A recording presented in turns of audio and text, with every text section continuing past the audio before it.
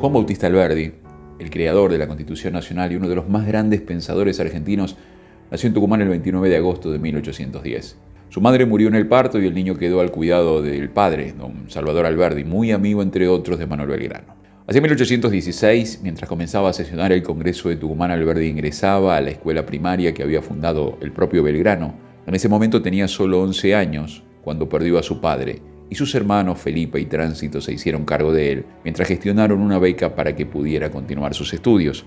En 1824, cuando tenía 14 años, llegó a Buenos Aires e ingresó al Colegio de Ciencias Morales. Tenía como compañeros, entre otros, a Vicente Fidel López, Antonio Wilde y Miguel Caney, con quien comenzará una profunda amistad. Alberdi no soportaba el régimen disciplinario del colegio, que incluía encierros, castigos corporales, y rápido le pidió a su hermano Felipe que lo sacara de allí. Dejó por un tiempo los estudios formales, pero no la lectura de pensadores europeos. Y mientras trabajaba como empleado en una tienda, leía apasionadamente a Rousseau, estudiaba música, componía y daba conciertos de guitarra, flauta y piano para sus amigos. Hacia 1831 retomó los estudios e ingresó a la Universidad de Buenos Aires en la carrera de Leyes, pero no abandonó sus gustos musicales. Allá por 1832 escribió su primer libro, El espíritu de la música, buscando escapar un poco de la pesada atmósfera que imprimía el régimen rosista al ambiente intelectual de Buenos Aires. Luego decidió continuar su formación en Córdoba, donde finalmente se graduó de bachiller en leyes. Hacia 1834 regresó a su provincia y escribió Memoria descriptiva de Tucumán.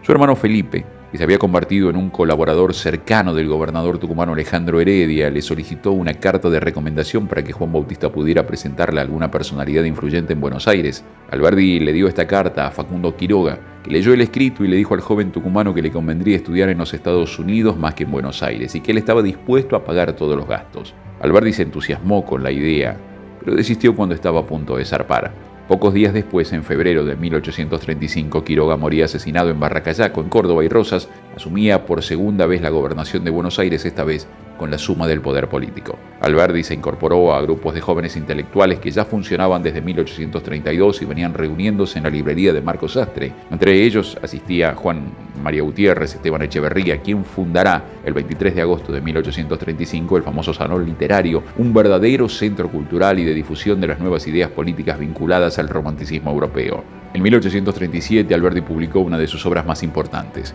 el fragmento preliminar al estudio del derecho, donde allí había diagnosticado la situación nacional y sus posibles soluciones. El texto fue duramente criticado por los antirrosistas exiliados en Montevideo, porque si bien atacaba al despotismo, no hacía ninguna referencia a Rosas. Por entonces, Alberdi alquilaba una habitación junto a Juan María Gutiérrez en la casa de Mariquita Sánchez de Thompson. Allí, en el mismo piano en el que se interpretó por primera vez el himno, Alberdi componía sus minués argentinos. Durante ese mismo año se inició en el periodismo, con la publicación de La Moda, un gacetín semanal de música, poesía, literatura y costumbres. De esa publicación aparecieron 23 números y en sus artículos, Alberdi, que firmaba bajo el seudónimo de Figarillo, intentando burlar a la censura del rosismo, deslizaba frases como «Los clamores cotidianos de la tiranía no podrán contra los progresos fatales de la libertad». En junio de 1838, junto a Esteban Echeverría y Juan María Gutiérrez, fundó la Asociación de la Joven Generación Argentina, siguiendo el modelo de las asociaciones románticas y revolucionarias de Europa.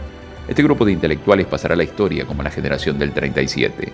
Sin embargo, la mazorca, la policía secreta de Rosas, comenzó a vigilar de cerca las actividades de la asociación y comenzó la persecución. Por este motivo, Alberdi optó por exiliarse en Uruguay, dejando en Buenos Aires un hijo recién nacido y varios amores inconclusos. En Montevideo se dedicará al periodismo político colaborativo en diversas publicaciones antirrosistas, como El Grito Argentino y Muera Rosas. De ese periodo son también sus dos obras de teatro, La Revolución de Mayo y El Gigante Amapolas, una sátira sobre Rosas y los caudillos de la Guerra Civil. En mayo de 1843 partió con Juan María Gutiérrez hacia Génova, pero con destino final París, la meca de todos los románticos de la época. Allí visitó al general San Martín, con quien mantuvo 2 prolongadas entrevistas, y quedó muy impresionado por la sencillez y la vitalidad del viejo general, que lo abrumó con preguntas sobre la patria. A fines de 1843 decidió regresar a América para radicarse, como Sarmiento, en Chile. Alberdi vivió durante 17 años en Chile, la mayor parte del tiempo en Valparaíso, donde trabajará como abogado y ejercerá el periodismo. En uno de sus artículos publicados en El Comercio de Valparaíso dirá: «Los Estados Unidos no pelean por glorias ni laureles, pelean por ventajas, buscan mercados y quieren espacio en el sur.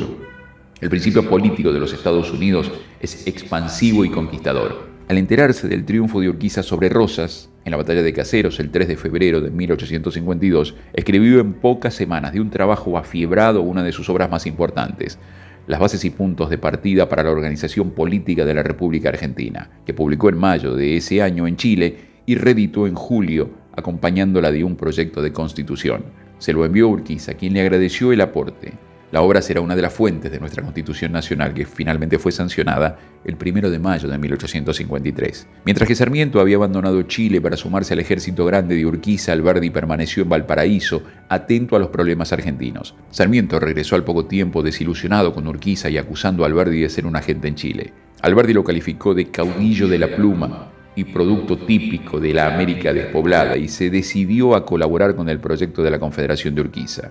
El gobierno de Paraná lo nombró encargado de negocios de la Confederación Argentina ante los gobiernos de Francia, Inglaterra, el Vaticano y España. Antes de partir hacia su misión diplomática, escribió 2 ensayos, donde defendía las teorías liberales de Adam Smith y David Ricardo y se oponía al monopolio, al trabajo parasitario, abogando por un orden que garantizara el producto del fruto de sus esfuerzos y elevara el nivel de vida en general. El 15 de abril de 1855 partió finalmente hacia Europa. Pasó primero por los Estados Unidos, donde se entrevistó con el presidente Franklin Pierce, luego pasó a Londres, donde conoció a la reina Victoria, y finalmente a París, donde se radicaría por 24 años. En 1858 se entrevistó en España con la reina Isabel II y consiguió que España finalmente reconociera a la Confederación Argentina. El 17 de septiembre de 1861, Mitre derrotaba en Pavón a Urquiza y ponía fin al proyecto de la Confederación. Alberdi fue despedido por Mitre de su cargo y reemplazado por Mariano Balcarce, el yerno de San Martín. La situación de Alberdi no podía ser peor. Se le adeudaban 2 años de sueldo como embajador y el nuevo gobierno se negaba a pagárselos y mucho menos a pagar su viaje de regreso. Comentó entonces: el mitrismo es el rosismo cambiado de traje. Tuvo que quedarse en París. Sus únicos y escasos ingresos provenían del alquiler de una propiedad en Chile. Al producirse la Guerra del Paraguay, propiciada y conducida por Mitre con el apoyo del capital inglés, Alberdi, como José Hernández y Guido Espano, apoyó decididamente la causa paraguaya y acusó a Mitre de llevar adelante una guerra de la triple infamia contra un pueblo progresista y moderno. En 1872, bajo la profunda impresión que le produjo la derrota paraguaya en el conflicto y sus secuelas en la población del país hermano, escribió El crimen de la guerra. Al concluir el mandato de Mitre en 1868 asumió Sarmiento y las cosas no mejoraron para Alberdi, que debió seguir postergando su regreso. Finalmente pudo volver cuando fue designado diputado por Tucumán, siendo presidente su comprovinciano Nicolás Avellaneda. Sin embargo, Sarmiento y Mitre le prestaron a crear una campaña contra este pensador que había concebido al país desde una perspectiva que da la distancia. En apenas 2 años de permanencia en el país, su salud se resintió. Una úlcera gástrica le ocasionó vómitos de sangre. Cansado de enfrentamientos estériles, renunció a su banca y decidió volver a Europa. Entonces dijo: la ignorancia no discierne, busca un tribuno y toma un tirano.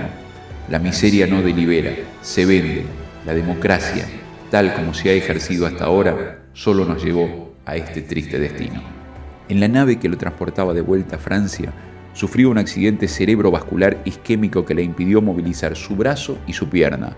En París era asistido por Angelina, su leal ama de llaves. Volvió a caminar arrastrando su pierna. En 1881 tuvo vómito de sangre. La terapia de moda en esos años, a falta de una mejor alternativa, eran los baños termales y el clima más templado del mediodía francés. A pesar de los cuidados de Angelina, la salud de Alberdi desmejoró notablemente. Sus amigos lo instaron a volver a la Argentina, idea que no terminaba de aceptar. A los problemas motrices se le agregó una paulatina pérdida de lucidez propia del reblandecimiento cerebral isquémico y de su natural inclinación a la depresión. Sin embargo, el golpe de gracia, la estocada final, se la dieron los médicos que le prohibieron escribir, la única forma que tenía de conectarse con el medio. Al deterioro se agregó una pertinaz paranoia, y si bien el gobierno de Rosas le concedió una pensión, Alberdi no llegó a enterarse, ya que fue internado en un asilo. El 19 de junio, Juan Bautista Alberdi dejó de existir en un cuartito donde apenas cabía una cama.